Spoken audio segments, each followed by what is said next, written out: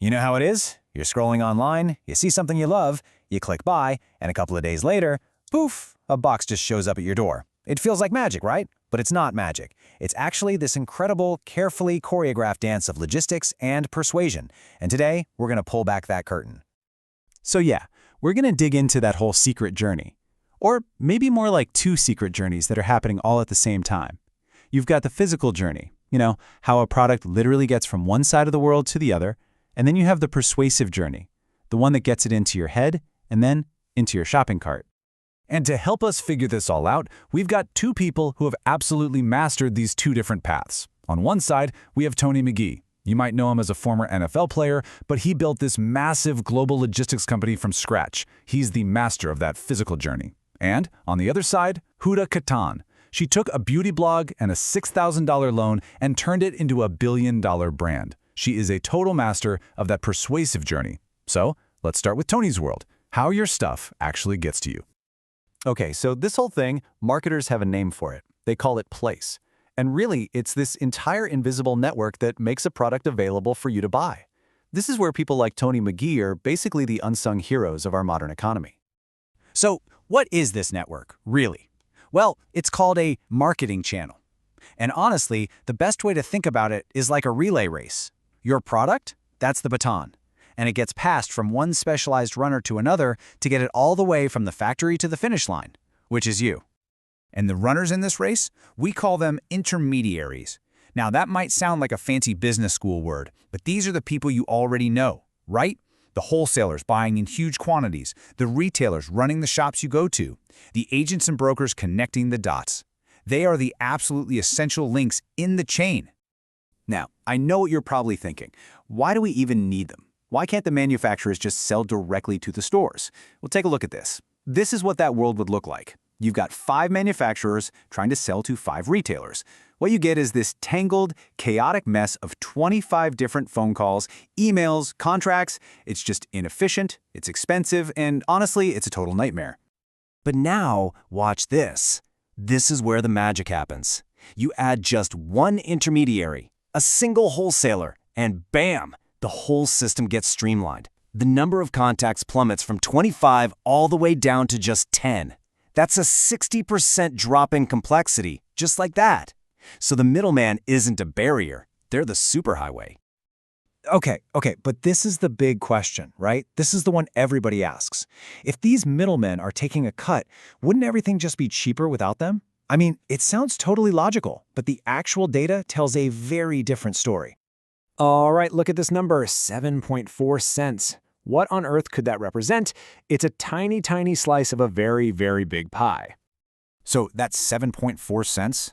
Get this. Out of every single dollar you spend on food at the grocery store, that's the amount that actually goes back to the farmer who grew it. It's kind of shocking, isn't it?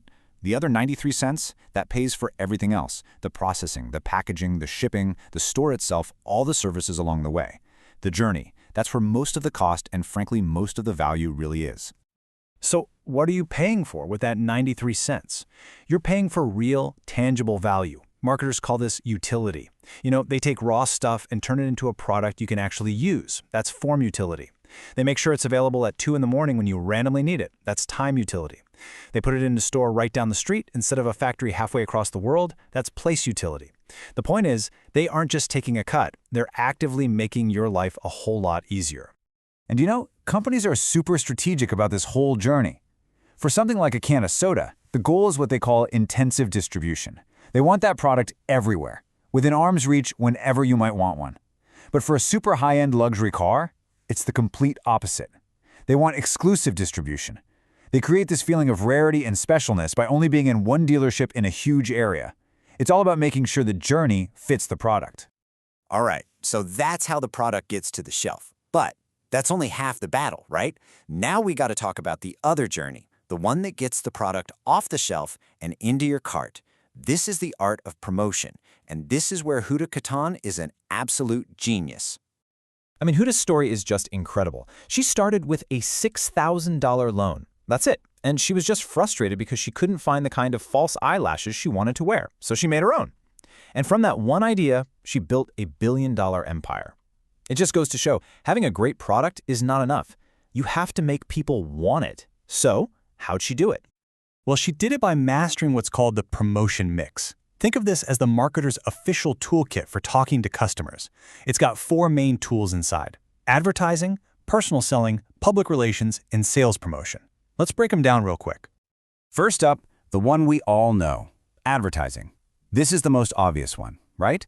A Super Bowl commercial, a banner ad online. It's pretty straightforward. A company pays for a message, they put it in front of you, and you know exactly who sent it. Next, you've got personal selling. This is all about the human touch. It's that super helpful person at the electronics store walking you through a new gadget, or a sales rep building a long-term relationship with a big client. It's all about that direct, one-on-one connection. Then there's public relations, or PR. This is all about building up a company's reputation. And the key difference from advertising is that PR is earned, it's not paid for. So when your favorite tech blog writes a rave review about a new phone, that's not an ad, that's the result of some really good PR. And finally, we have sales promotion. These are all the little tricks and tools designed to get you to buy something right now, you know? Buy one, get one free, a 24-hour flash sale, or that free sample you try at the grocery store. It's all about creating that little push of urgency to close the deal. So you have these 4 powerful tools. But let's just zoom in on advertising for a second. Because if you follow the money, it reveals this massive, seismic shift in where we're all putting our attention these days. Just look at this. In 2023, advertisers spent over $500 billion globally. And for the first time, the scale has tipped big time. More than 60% of that, a whopping $307 billion, went into digital ads, things like social media, search engines, online videos. The old guard, like TV and newspapers, they're now officially in the minority. And for any marketer, choosing where to spend that money is a huge trade-off. You know, the internet gives you this amazing global reach, but your audience is always just one click away from disappearing. TV is fantastic for telling an emotional story, but it costs an absolute fortune. Social media is great for building a community, but you're also competing with like 1 million cat videos for attention. Figuring out where to place that bet is a massive piece of the puzzle. So, here's the big takeaway. The most important thing to remember is that these 2 journeys, the physical and the persuasive, they are completely connected. The physical journey, place, is totally useless if nobody knows your product exists or even wants it. And that persuasive journey, promotion, is just burning money if the product isn't actually on the shelf for people to buy. They have to work together in perfect sync. And that brings us to one last, really important question. The tools of the trade are changing so fast, right? You've got AI optimizing every step of the supply chain. You've got virtual influencers shaping what we buy. So in this new world, what does the future of these 2 journeys even look like? And who's going to be the next Tony McGee or the next Huda Katan to figure it all out?